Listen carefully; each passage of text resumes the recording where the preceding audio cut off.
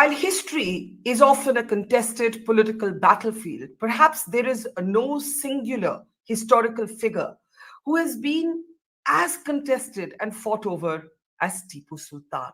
Why is he so contentious? Why is he so controversial? He's the subject of a new book by Vikram Sampath. I'm Barkha Dutt, you're with the Mojo story. On the program today, we look at the contested legacy of Tipu Sultan. For his admirers, he was a symbol of resistance against the British. For his critics, he was out and out a religious bigot who was guilty of unspeakable brutality.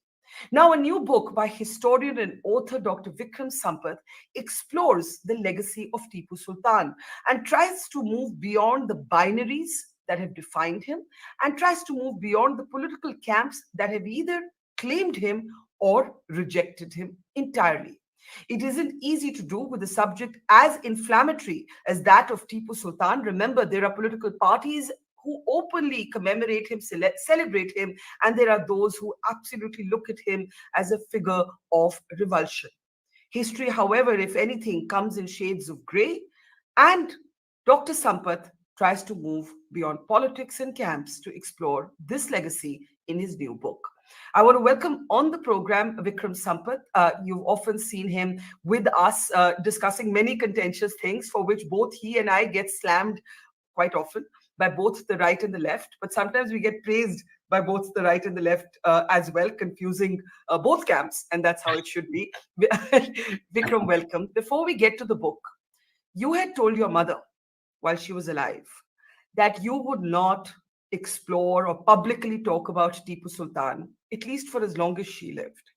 I think our audience needs to understand that story because I think it really brings home the kind of controversy, the kind of polarization that attaches itself to the subject of Tipu Sultan.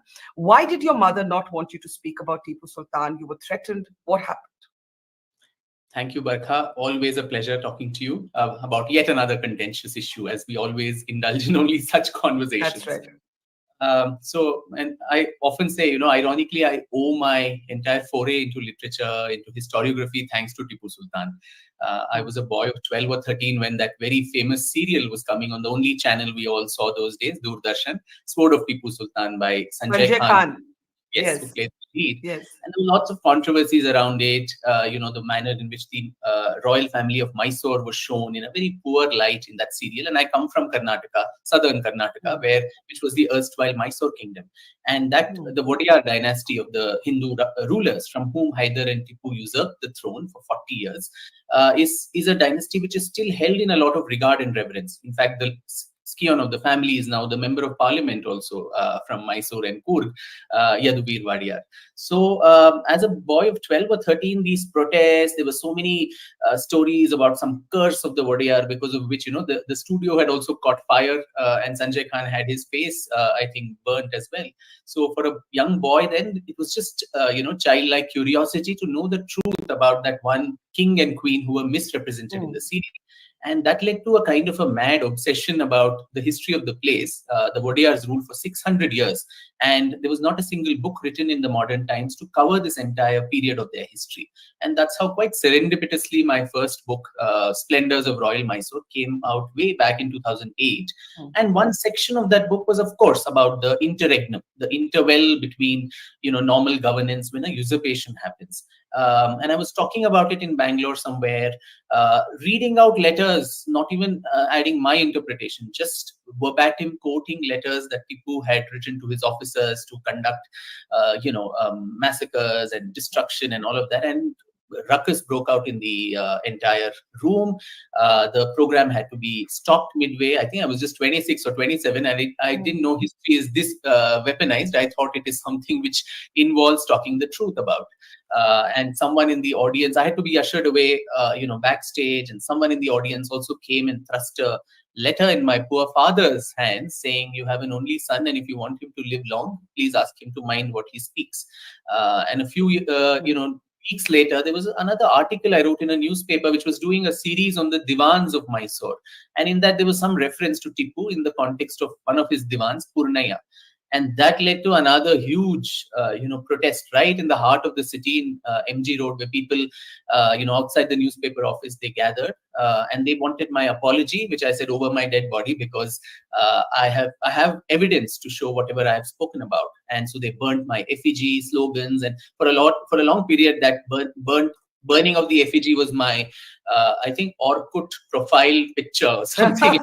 Because I said I would care to hoot. I'm laughing not over the threat, but just because the memory of Orkut made me laugh. Just to clarify, I'm not Yes. trying to make light of the threats, but I just Yeah. realize how old you and I are, that we remember Yes, Orkut. But go we are ahead. dinosaurs. Yeah, yeah. So obviously, I think it was the zeal of youth or whatever then that I didn't bother much. But obviously, parents are parents, and particularly my mother, who with very poor health, she really did not want me to fall into trouble, and that is why she made me promise to her that I'll never talk about him in public ever again, because we have no agenda, no political ambitions, aspirations to put ourselves out there for personal harm. So I did keep that promise to her, but as you know, she passed away in 2018. But the book was germinating in my mind all through this, 15, 16 years. And after she left, I think I got the courage to actually revisit the sources once again and zoom into those 40 years, which was just a small section in my earlier book, and give it a larger holistic, portrayal. Also positing Mysore, positing Tipu and his father Hyder in that very, very troubled, disturbing century of the 18th century, which is when India lost her mojo and actually capitulated to the British colonial ambitions. Now let's start with, and your book actually talks about how you want to try and move beyond the two reductionist sort of narratives. And both narratives seek to deny the other, because Tipu Sultan has been reduced to this kind of political football between both ideological camps. Now, was he a religious bigot? You argue in your book that there is unequivocal evidence in history to show us that he was. Talk about that, because the counter narratives by those who support him, they argue that he made grants to temples, that there were more than 150 temples to which he gave grants, that he based a lot of his work in temple towns, that he gave 10,000 gold coins to one particular temple, that conversions or forced conversions have to be seen in the context of political power, etc. You've heard the counter arguments. Your book establishes him to be a religious bigot, right? And you do say that he was guilty of unspeakable brutality. So let's start there. Why is this also contested? Yeah, I think he's a historian's enigma, and there are contradictions in his character, and he's a bundle of so many different shades. A lot of it being more black than white, and I base my assessment of his religious policy on four major counts. One is, was there an intent? Was there an intention or ill will towards people who did not belong to his faith? And did he demonstrate it in? Is there proof of this either in his writings or any other method? And in 1786, just 3-4 years after he comes to power, he has a manifesto, a proclamation which says, and I quote, "It is our constant object and sincere intention that those worthless and stiff-necked infidels who have turned aside their heads from obedience to the true believers and who openly raise the standards of infidelity should be chastised by the hands of the faithful." One part of it. And on his very sword, the inscription that is there, it says, "My victorious sabre is lightning for the destruction of the unbelievers. Hyder, the Lord of the faith, is victorious for my advantage. And moreover, he destroyed the wicked race who were unbelievers." So constantly this mention of kafir, unbelievers, and how it's his goal or objective of his kingdom was to, vanquish them, is something that is very evident. It's also evident in the dreams that he had. He was a copious writer, and he used to dream a lot, very vivid dreams. And every morning, I believe, he used to spend 2 hours in his bathroom sitting and actually documenting all that he saw. And several of these were very violent dreams of, some angel, or sometimes the Holy Prophet himself appears in front of him and orders him to go and demolish this or kill somebody and so on the basis of faith. So that was the first, parameter I would judge him by. The second was, were there discriminatory practices towards non-Muslims in his own kingdom? While one may argue there were some Hindus in the, I mean, Diwan Purnaya was also there, that really doesn't make him pro-Hindu, because one could turn the argument and say the British Raj had majority of Indians in their service. Mm. That didn't make the British Raj pro-Indian. So, especially after the third Anglo-Mysore War, which he lost very horribly to Cornwallis, his faith and trust in the Hindu community, particularly the Brahmins, almost completely disappeared. And he began to staff his, army, his administration only and only with Muslims, even if they were illiterate. They did not even have any skill or competence to be in that position, but they were still taken into position. Discriminatory taxes were, put, like Muslims were exempt from house tax or taxes on grains, special education only to those who converted to Islam. So these were the second parameter that I talk of. Was Mm. symbols, rituals, and festivals of other faiths, permitted in his kingdom? We don't have much proof of that, because Mysore is famous for the Dasara, where over the 10 Mhm. days Dasara is celebrated. On the Vijay Dashmi, you have a grand procession and so on. Now you have British soldier eye accounts of how they saw the Dasara procession, but that is almost at the cusp of the reign of Hyder and Tipu. So Hyder was a lot more, accommodating of other faiths. But in the entire 17 years that Tipu ruled, we don't find any such references by any of the British soldiers who were still languishing in the dungeons in Srirangpatna under terrible circumstances, talking about these festivals and so on. And the last parameter that I would say is, was there evidence of iconoclasm or destruction in his reign? Mm. And of that, I have an entire chapter, talking about each and every, kind of destruction that happened, both within Mysore and outside Mysore. In the case of Hyder, it was largely outside Mysore, as you said, as a part of conquest. But even, Yeah. Rice, who wrote the Mysore Gazetteer, says by the time of Tipu's death, they were probably just a handful of temples in Mysore where puja was actually being conducted. Most of the grants to temples had already been confiscated because he had to raise money to pay the British war indemnity of about 3.5 crores. So oppressive taxation measures, and the first, victim of that were the Hindu temples, whose grants he completely appropriated so that he could pay, the indemnity to the British. So on the basis of all of this, and of course, you could get into the details of how many people. There's copious amount of documentation. How many people killed in Coorg? How many in Mangalore? The Christians and the Hindus, both of them, facing the brunt of this. The Mandya Mayangars, who we are right in the week of Diwali, and it is an intergenerational memory and trauma that they don't celebrate Diwali to this day on the same day that the rest of the country does, because 700 Mm. people of their family were actually brutally massacred by Tipu on that very day in 1783. So there are a lot of historical evidences. Of course, there are these other examples you talk about, grants to a few temples, and particularly the Shankaracharya. I think that is what Correct. is brought up time and again. Now, in the peak of the Third Anglo-Mysore War, the Pindaris, or the irregulars in the Maratha army, actually invade Mysore, and they destroy and vandalize even the highest seat of Hindu faith, which is the Shankaracharya's mutt in Sringeri. And the Shankaracharya goes on a fast unto death, and he's protesting against this, and that sends shivers and shockwaves back in Pune.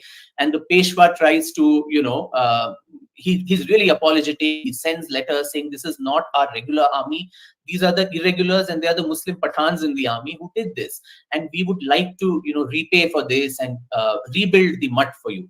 And a part of it could also be realpolitik, where to steal a march over his opponent, Tipu says, "Don't Mm. take money from Pune. I will give you money to, rebuild the entire mutt and so on. And in return, you should actually perform penances and austerities and japams for my longevity." At the same time, when he was snatching away the property and the, funds to the Brahmins, hypocritically, he was also asking the Shankaracharya to employ the same Brahmins to pray for his longevity. So that's why I said it's Mm. a huge, array of confusions which and contradictions which don't, fit into straight jacket of black and white very strictly.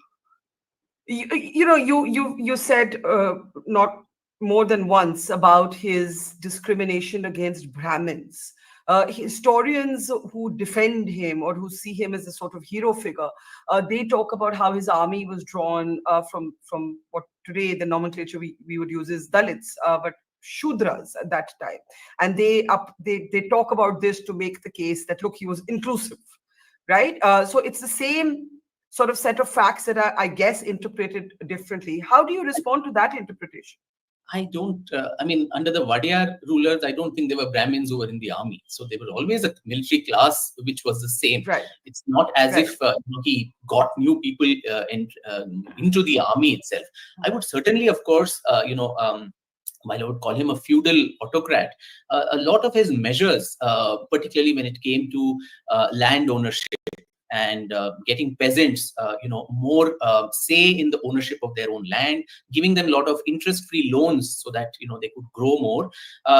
In those measures, I think he was way ahead of his times. In fact, getting the agricultural produce of Mysore to multiply, he had that financial sense to augment the revenues of the kingdom. Also, partly driven by this need that he had to cough up that money to pay to the British after his defeat in 1791, and creating a huge market for Mysorean products, whether it was sandalwood, whether it was silk, Mysore silk, which he hugely patronized. Also pearls and other betel nuts, jasmine, all these specialities which are of Mysore and of Karnataka, to find international markets for them, be it in Muscat, in Oman, in a lot of the Middle Eastern countries, and also embassies that he sent to foreign countries. So in these things, I think he was certainly way ahead of his times. Like very few other contemporaries of his could probably think beyond their own kingdom, whereas this man was actually thinking quite international. But as I said, Barkha, I think it's a very, very tenuous balance as to how your social report card also sits with all these supposedly, egalitarian, forward-looking kind of measures. And in that, there are no two views. I think people who try to undermine or talk this down, saying this never happened, this is all exaggeration, I think being extremely, extremely ingenious with history and historical facts. So I think the argument that you're making is that he wasn't just driven by political ambition or the conquering energy that perhaps any marauder of any faith would come with, but that he was actually, he had this sense of the believer and the non-believer, the believer Yes. and the quote-unquote the kafir. But at the same time, he sought kind of blessings for himself, even from people of different faiths. Yes, true. And I think in the uncertainty that his life was put, a stormy rules. Just 17 years he ruled, 1782 to 1799. Probably there was not a single day that didn't go without a war or some kind of conflict somewhere. So in the face of so much uncertainty, this man turned to so much of superstition, divination, mechanisms, relying hugely on astrology. Both Hindu and Muslim astrologers. In fact, even on the last day of his life, on 4th of May, in a very poignant end that he has, even that morning, he's consulting astrologers saying, when should I set out for fight? What is the route that my Mars is taking in which axis? All of this he's discussing even on that day. And people are doing japam, someone is doing something else in a mosque and so on, praying for him. But when you talk about the religious bigotry, now, Hyder, as I said, was no less cruel. I mean, when it came to war and, the kind of atrocities, we can say that kingship is closely aligned with violence, which is no doubt of that era, which was a different era. But Hyder, at least when it came within the kingdom, there's no overt messaging about the faith coming in anywhere. In the case of Tipu Sultan, while there is an element of conquest and vanquishing the conquered, there is a double whammy here which comes with also targeting on the basis of identity, on the basis of a person's faith or religion. So in fact, and how do you reconcile that with, how do you reconcile the destruction of temples with the grants to temples? Like, how do you reconcile both of these facts? So the grants also, I mean, many of them, I've actually listed several grants that he made.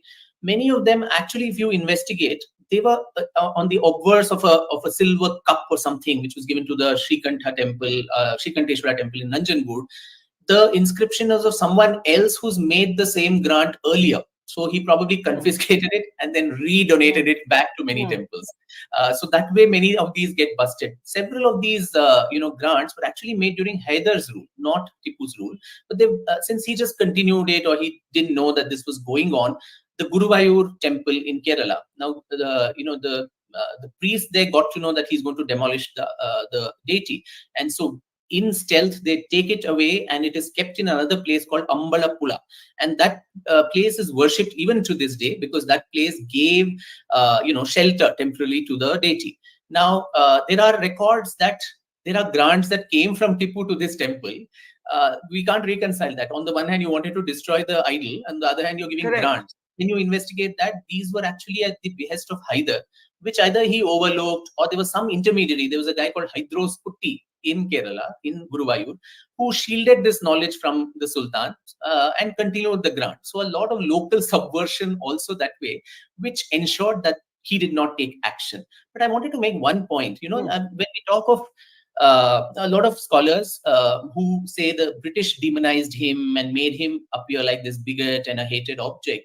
The British actually have no such accounts of Hyder Ali.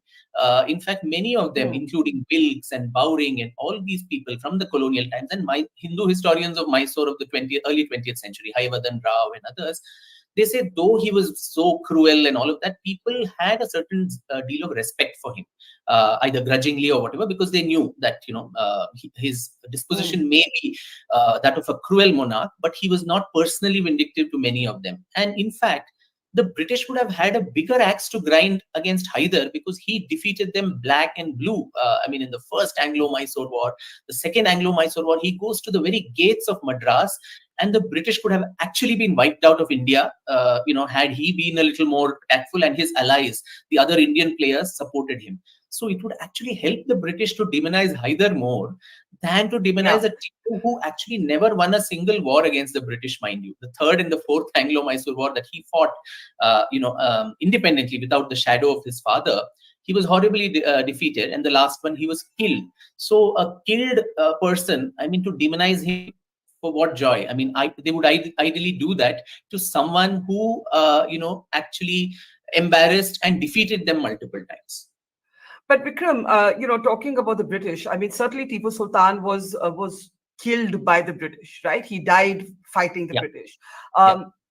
And you, of course, have told the tale of how even in those last moments he was betrayed by his own people. He could not actually use the safe passage that he thought was available to him. That passage was blocked, and so he died in that sense, a sad, sort of a sad, defeated king, but fighting the British. Now, even this has been contested. Like, in this case, so you have the Congress and the left, and parties like Asaduddin Owaisi's party celebrating Tipu Sultan, and on the other side, and we've seen this in every election season, you have the right wing basically erasing how Tipu Sultan died. And I think there's enough evidence to show how he was killed. Yeah. So, in fact, right in the prologue, I debunk both sides. If the Congress and their allied parties talk about him in glowing terms, I've equally criticized what the BJP did in the run-up to the 2023 elections. You had this whole myth created of this Gowda chieftains called Uri Gowda and Nanjay Gowda, who they claimed were the ones who killed Tipu and not the British. And these people existed, or they never existed? No, I don't think it's a complete myth. Not a single historian, British or Mysore, for 200 years ever got to know that there was someone like this. And the BJP somehow managed to, do such high-end research and get this thing out, which is why, Barkha, I think when people like this, or characters like this of the past, or topics like this become such a hot potato political football, I think the responsibility lies on the slender shoulders of historians like me to kind of put things in a perspective, that there are multiple opinions and views to someone like this, and neither of them are doing service to the legacy or the truth of a person as polarizing as Tipu Sultan.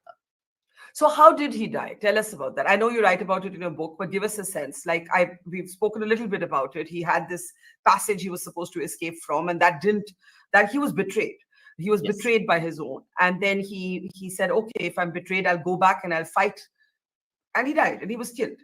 Yeah, it was a losing battle, and he knew that he was trying to escape from various routes. As you said, that one passage was actually blocked by Mir Yeah. Sadiq, one of his most trusted ministers, who turned against him. So it was not only the Hindus. So the Purnaya was also supposedly a traitor, but even the Muslims who, the last few years of his life, even a very, very favorable biographer like Dennis Forrest, calls Tipu being completely overtaken by mental blindness. You see it like a Greek Mm. tragedy unfolding scene by scene, where he's so shocked and paranoid after the loss of the Third Anglo-Mysore War. He was sleeping in a hammock that was suspended from the ceiling, and this hammock was in such a way that it could not be seen from outside. So it's suspended midair, so that anytime there is a secret attack, he could jump off. The hammock is actually fully loaded with pistols and swords. So you can Mm. imagine the amount of paranoia that one could have had to be in such a circumstance. And so in the Fourth Mysore War, when Richard Wellesley sends his troops and the allied forces encircle Srirangapatna, there's lots of back and forth. He tries to wriggle out, doesn't succeed. Then these people ask him to escape, which is not a bad thing. His father had done a similar thing, Mm. regroup, and then come back and live on for another day and fight. He tries that. In fact, there are evidences of how he asked his family members and some treasures and other things to be pushed through that passage. But as you said, that was locked, sealed from him. And then he's literally left in the open, and he has so little to do other than keep fighting till the last that he can. And the British soldiers who rush into the fort of Srirangapatna on that fateful day, they don't even recognize that this is the Sultan of Mysore. They just see this man who was Mm. trying to kill as many people as possible. Their attention is caught by the rich jewels and a brooch that he's wearing. And to get that, they actually strike at him and he falls. And by the time the day ends and the sun sets over a literal, fortress of hell that Srirangapatna has become that day, putrid bodies lying everywhere, Mm. vultures, encircling the place. The family is also aghast. They don't know where he has gone. The British are scared. They don't know if he's actually, escaped or he's hiding in the Zenana. And so they try to search the Mm. palace. They don't find him. They finally, a search party goes. And that is where, amidst a heap of dead bodies, they find, his hand clasping the sword. And they, identify him and bring him out and give him a ceremonial funeral. So it was a Shakespearean tragedy, a Greek tragedy that was, unraveling itself chapter by chapter. And sometimes you feel sad for the man, but at other times, if you look at it objectively, he brought this misery on himself Mm. due to his lack of foresight, due to his hubris, due to his unbridled arrogance, megalomania, this bloated self-image about yourself, where you think you are larger than life. Wilkes talks of instances where he was blasphemous enough to compare himself to the holy prophet, and sometimes even higher than him. So when that kind of madness gets into anybody's head, it's very difficult to survive and prosper. Those who celebrate him call him a symbol of resistance against the British. Now, you of course don't dispute the fact that he died fighting the British, um, but there are also other narratives that talk about him trying to stitch an alliance with Napoleon against the British, him using modern weaponry, in these battles. Are there shades of gray here? Would you call him a religious bigot who was a symbol of resistance against the British? Are both of these facts, Both of these are facts? facts. Of course, that he was a symbol of resistance against the British is undoubted. And the very fact that it took the British 40 years to conquer Mysore, under both Mm. father and son, 4 wars to vanquish it. And that was the last obstacle in the setting up of the British Raj in India. And Richard Wellesley is called the father of the British Empire because he was the one who managed this. Undoubtedly a symbol of resistance and a bigot, both of it. But was he a freedom fighter? Because it's not for the British having won the war. If the French had won, Mm. the French were no less colonial. It took us, longer time to redeem Pondicherry from French control than the rest of India. So we in Karnataka may have been speaking French today rather than Kannada. And the fact that you're inviting foreign powers to invade India. His letters to Zaman Shah. So on the one hand, he's talking to the Mm. French and using their hatred and rivalry with the British to his advantage, which is a perfectly legitimate thing to do in war. Enemy is your friend and all of that. But to the Muslim world, to the larger Ummah, he was also projecting himself as the most ideal Muslim ruler of India, saying the Mughal empire has collapsed and he's a powerless puppet in the hands of infidels, the Marathas and others. And I am the only true Muslim. See, I have killed so many people, I have burned so many temples down and churches down, and I'm establishing the true faith. So come and help me. So in his letters to Zaman Shah, the Afghan Durrani ruler of Afghanistan, there's a clear, plan of action saying for 2 years, let us have this nationwide, war, where the first year you defeat all of North India, will depose the Mughal, take over Delhi, and then in the second year, let's liberate southern India from the Kafir rule, and then let both of us divide the entire India between ourselves as an Islamic caliphate. And the same, measure goes to the Shah of Persia, to the Turkey Sultan. So where religious sentiments could be, invoked, he did that too, to actually talk of establishing a pan-Islamist, very much influenced by the emerging Wahhabi ideology, which started gaining ground in the Middle East. So to establish that pure, austere Islamic rule in not only Mysore but the whole of India, I don't know in those circumstances how you could call him a freedom fighter. That he was a symbol of resistance against the British. No one can have two views on that. He may have lost against them, but he was a symbol. But that's what Barkha, I think, post-independence, the popular narrative is anyone who fought against the British is a hero, irrespective of what all else you might have done in your, in your rule. So the popular media too, in cinema, it's always the British who's the bad guy, the Indian subaltern who's fighting against him is the hero or the heroine. That's how our Lagan and everything is showcased that way. I think he falls in that compartment, and that is why this exalted image for him, and calling him India's first freedom fighter, which I feel is stretching it a bit too much. So, okay, so you make the distinction between being a freedom fighter and being anti-British, and I think the argument you're making is he was ready to engage with other imperialist forces to protect his own kingdom.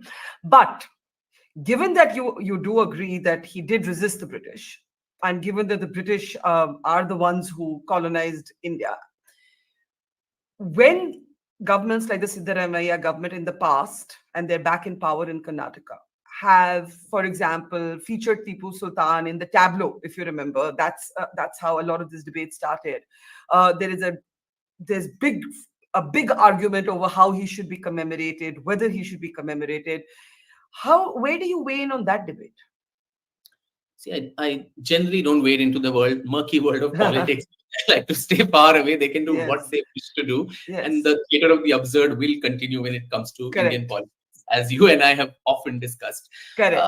I really don't mind if, a group of people, individuals, get together and form a Tipu Sultan fan club or something, and they commemorate whatever they do, his birth anniversary. It's a free country. Anyone can do anything.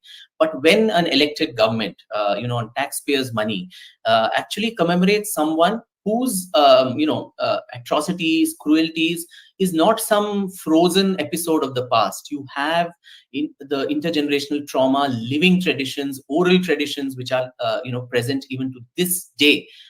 When Tipu Jayanti was ordered in 2015, forget what the BJP did. It would have done what it was expected to do. But you had citizen groups, the Christians of Mangalore, the Nayars in Kerala, the Kodava National Council, in Coorg. All these people who had nothing to do with an anti-Congress policy or a pro-BJP policy, they also jumped into the field saying, please don't valorize and celebrate someone like this, because our ancestors have suffered immensely under him. So the Christians obviously had nothing common with the Sangh Parivar's ideology. Otherwise, they're all the time on the other side of the fence with them. So, and the Mandya Mayangars, whom I said, if a community in your own state is still having those memories and is not celebrating a festival, every year on 12th of December, the Kodavas have, a commemoration called Martyrs' Day, where on 12th of December 1785, Tipu invited, several of the Kodava chieftains in thousands, with a false sense of hope that we were doing a rapprochement and we're actually coming together. And once they came there, they were all unarmed, and by stealth, there was a huge massacre at this place called Devati Param. And to this day, people assemble there. In fact, just this morning in the newspaper, I read something about how they plan to commemorate this day in the following month in December. So when that happens, there is a responsibility of a democratically elected government to also go by the wishes of your people.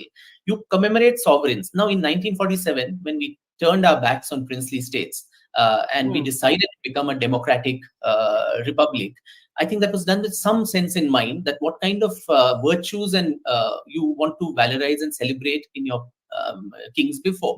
So if your sovereign is someone who did something for the larger benefit and welfare of the people, say Ahilyabai Holkar or someone like that, who's a positive influence, which is visible even to this day. If a government celebrates that, it is still okay. But to commemorate this on taxpayers' money, especially when he has such a troubled report card, and with the clear, very perverse intention that you're doing this to cultivate a vote bank, which is based on communal grounds, I think that is certainly, very, very, it's a travesty. Let me end by asking you to tell me one thing that Tipu Sultan is credited for that is incorrect, and one thing he is criticized for that is also incorrect. Credited, I think we discussed this about his whole idea that it's going to be a freedom fight and liberating India and so on. Right. Which I don't think there was that kind of view, considering constantly, even to Louis XVI in France, he sends emissaries. He sends emissaries to the Isle of France in Mauritius, again with the idea of France invading India and it becoming a French colony. So this whole freedom fight is something that I think is a little far-fetched. The criticized part is very tough because a lot of what he's criticized, I've actually tried to, I've shown that things are true, except these crazy stories like that Uri Goda and all those things, which, again, done with the same perverse intention. If the one group is trying to cultivate the Muslim vote bank, you want the Wakaliga vote bank against it in South Karnataka. So I think that is something that, I discovered is completely false, and there is no historical evidence or proof of this. Well, congratulations for yet another tome. It's a big book on Tipu Sultan, both in volume, weight, and impact. But I think I urge all members of our audience who want to understand Tipu Sultan beyond the rhetorical claims of politicians to do please read Dr. Vikram Sampath's book. Vikram, always a pleasure. Thank you. Congratulations and take care. Thank you, Barkha. Thanks so much. Thanks. Take care. Bye. That was... It's great to see you here. Thank you for watching our work. If you haven't subscribed yet, don't forget to click the bell icon and subscribe to Mojo Story.